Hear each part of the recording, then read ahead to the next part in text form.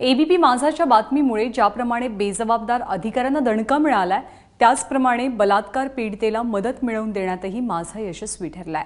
तुळजापूरमधील 7 वर्षीय मुलीवरती बलात्कार झाला होता आणि या पीडितेचा संपूर्ण खर्च राज्य सरकार करणार आहे। योग्य त्या रुग्णालयामध्ये पीडितेवरती तातडीने उपचार व्हावेत असे आदेश मुख्यमंत्र्यांच्या वतीने देण्यात आलेत। 16 तारखेला तुळजापुरात 7वीतल्या एका चिमुरडीवर 15 वर्षीय मुलाने बलात्कार केला।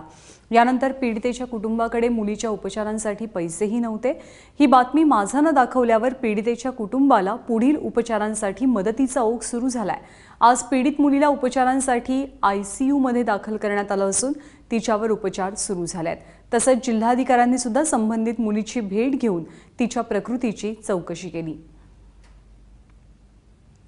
मी संपूर्ण तपासण्या करून घेतलेल्या आहेत आणि माननीय जिल्हाधिकारी सर, माननीय मंत्री महोदयांनी सुद्धा आम्हाला अवगत केलं आहे की आपल्या माध्यमातून संपूर्ण व्यवस्थित आपल्या सेवा जिल्हा रुग्णालयात दिल्या गेल्या